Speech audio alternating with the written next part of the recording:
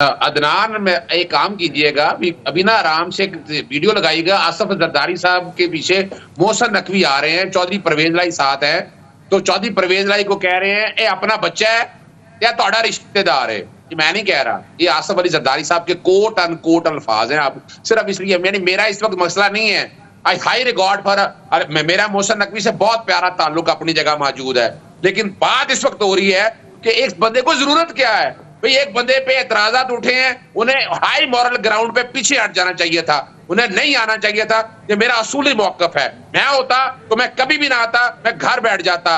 एक बंदे को एतराज है, बड़ी पार्टी को एतराज है, गलत है या सही हमें नहीं, चूंकि वजह है कि आप केयर टेकर आए हैं, आप केयर टेकर के तौर पर आए हैं, वॉलंटियर रिटर्न आपने किया है, आप जो मर्जी कह दें, आपने जुर्म कबूल करके पैसे वापस किए हैं और हाई मॉरल पूरी दुनिया में बता दें कि ऐसा आदमी कोई बन सकता है या नहीं।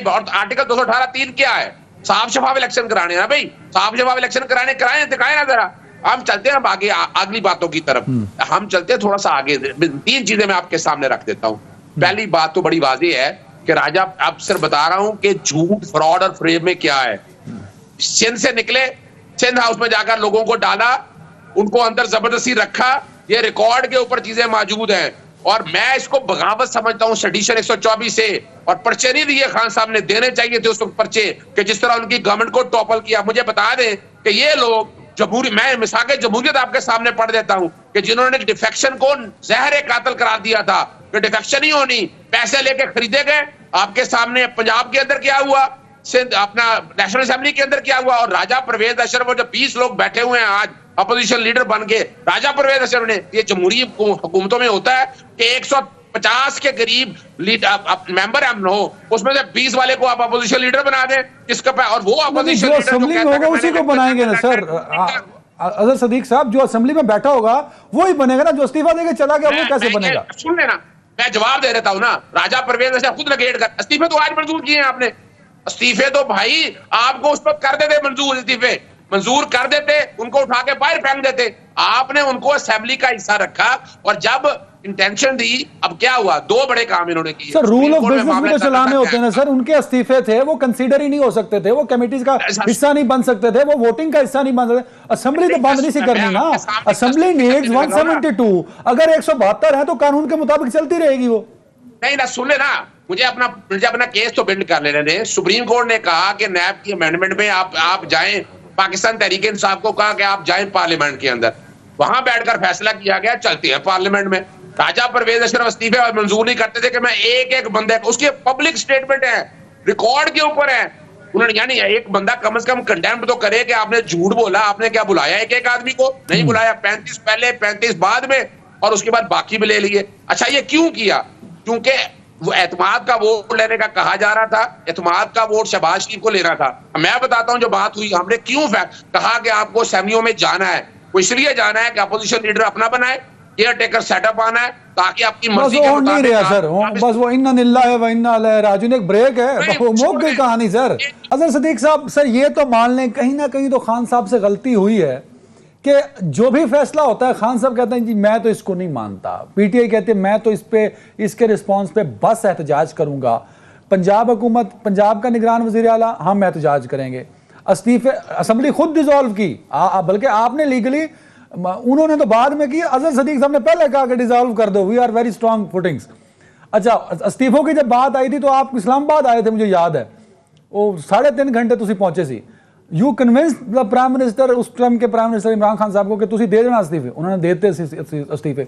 अच्छा, अब वो ये कहते हैं कि नहीं जी अब इस पर एहतजाज करेंगे। भाई इन्ने गलत मशवरे सर तुम देंदे रहे हो कि हर गल का रिजल्ट जो खान साहब कहते हैं हम एहतजाज करेंगे। अजहर साहब शुक्रिया अदनान। अक्सर बड़ा मुश्किल है फेयरनेस में बात करना, हकायक के ऊपर चीजों को लेकर जाना जरा समझने की बात है। One should has to act as a statesman कि इस मुल्क के लिए बेहतरी की तरफ क्या लेके जाना है। आप अंदाजा लगा लें, गवर्नमेंट जैसी भी थी इमरान खान साहब की, 3.5 साल में जो रिजल्ट थे आप लोगों के सामने है, और ये 6 महीने में इस मुल्क का जो सत्यानाश कर दिया है उन लोगों ने कि जिनका तजर्बा 50-50 साल का है, जिन्होंने इस मुल्क की जड़ें खोखली, कहते वैसे तो खोखली की है, कहते हैं हम बनाते रहे हैं। चले हम इन बात को छोड़ते हैं, अब आते हैं आपके सियासी बातों की तरफ।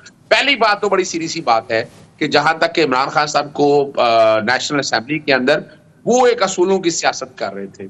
उनका नुक्ता नजर बड़ा क्लियर था कि एक ताकतवर हल्के सारे, अब तो रिकॉर्ड की बात है ना कि वो लोग जो एस्टैब्लिशमेंट, पीपल्स पार्टी जो एक एंटी एस्टैब्लिशमेंट जमात थी, और पीछे आपने देखा कि वोट को ताकत का बयानिया देते रहे नून लीग वाले भी नवाज, लेकिन हम सब ने देखा कि जितना बाजवा साहब के करीब वो लोग रहे, ये रिकॉर्ड की चीजें हैं जो समझने वाली बात है। वो रहे कि खान साहब रहे सर। ऑपरेशन रजीम चेंज वाले मामले में अगर जरा समझना चाहें आप, मिसाल के तौर पर आपने कहा कि केयर टेकर सीएम के हवाले से, मोहसिन नकवी साहब कोई सियासी लीडर तो नहीं है, किसी सियासी जमात के कारकुन तो नहीं है। क्या उन्होंने कोई सियासी जमात ज्वाइन की हुई है कि वो सारे हुकूमत गिराने में कितने का आपने किसी चैनल के आपने लीडर जो हैं, मालकान जो हैं, आप सारे उनके प्राइवेट जलसों में बैठे देखे? भाई हैरानकुन बात है। नहीं अजहर भाई नहीं अजहर साहब देख लें, मैं मोहसिन साहब को डिफेंड नहीं कर रहा सर। जिस तरह के इवेंट्स पे वो हैं, उसी तरह के पीटीआई के इवेंट्स में मैं भी होता हूं, तंजीला मजहर भी होती हैं। इमरान रियाज तो आपके स्पीकर होते हैं। इमरान रियाज मेरा दोस्त है, मेरा साफी है, मेरा भाई, वो आपके पीटीआई का तो स्पीकर होता है। सुन लीजिएगा, मीटिंगों में होना और है, जलसों में होना और है, लेकिन ड्राइंग रूम के अंदर बैठकर कंस्पिरेसीज करना वो और है। कहां कॉन्स्पिरेसी की उन्होंने? मैं बता देता हूं, चले सुन लीजिएगा जरा। रिकॉर्ड बताएं कि वो अमेरिका में इतने उनके कितने विजिट हैं। एक विजिट तो 72 घंटे का विजिट है। हुसैन हक्कानी 3 मार्च को नवाज शरीफ से मिलने क्या आया। अब ये वो सारे हकायक हैं, छोड़े इन चीजों की तरफ नहीं जाना।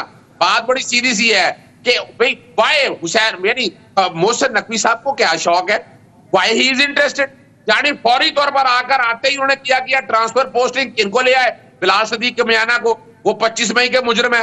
वो भाई एक आप केयर टेकर सेटअप के तौर पर आए हैं और इलेक्शन का सुनिएगा एक बार बात। रान हैदर साहब, आप सबको पता है कि जिस दिन नाम आया हर एक ने कहा कि मोहसिन नकवी जो है ना जनाब ये केयर टेकर होगा। क्यों? किसने कहा? ख्वाब आ गया। किसने कहा सर? किसने कहा? सर आप यूं कर रहे हैं, अब आराम से आज गूगल पे बैठिएगा, गूगल में बैठ के सर्च कीजिएगा। कहा होगा ना सर, ओ सर निकल आओ, बस सियासी फैसले ट्विटर करेगा, जस्टिफिकेशन गूगल देगा। ये छोड़ के मेरे से ले लें, आप मेरे प्रोग्राम देख लीजिएगा। मैं तो पहले दिन से कह रहा हूं, मैंने बाकायदा इसका तरीका भी बताया था। वो लहदा बात है जो कि हाई मॉरल ग्राउंड पे खोले। मैंने तो बताया था कि आप आहत चीमा के ऊपर कंसेंसस कर दे, अपना जो नकवी साहब आउट हो जाएंगे। लेकिन उन्होंने कहा नहीं भी, हमने असूलों में बात करनी है, दोनों के ऊपर इल्जामात है। और वैसे भी देखें वॉलंटरी रिटर्न का इशू नहीं है। अब सवाल है, चैलेंज किया जा रहा है। आज 3 खत जो है ना बाकायदा चले गए हैं। इलेक्शन कमीशन से पूछा जा रहा है आपने क्या डेलिब्रेशन की है, why you have selected Mohsin Naqvi, जिसके बारे में ये सवाल सारे आ रहे हैं, बाकी 3 क्यों नहीं किया आपने। फर्ज करें आहत चीमा के बारे में अगर कोई बात है तो आपने क्यों नहीं चुना उनको। फिर दूसरा ये है कि आते ही इलेक्शन कमीशन ने आते ही जो ट्रांसफर पोस्टिंग उन्होंने की तो खामोश क्यों बैठे रहे हैं। फिर अभी तक इलेक्शन का ऐलान क्यों नहीं किया गवर्नर ने या बाकी लोगों ने, जो खास तौर पर टाइम लिखा हुआ 105 के अंदर। तो ये वो सारी चीजें हैं जो सजेस्ट कर रही हैं एक्शन लाउडर देन आपके जो एक्शन हैं वो बता रहे हैं कि आपका माइंड में क्या है, आप क्या रहे हैं। Very right. पर मोहसिन नकवी की जगह जितने एतराजात उठे हैं आपने आना ही नहीं था। आपने कहा था नहीं भाई सॉरी मैं घर बैठूंगा, मुझे क्या जरूरत पड़ी है कि मैं इस तरह के इल्जामात लेके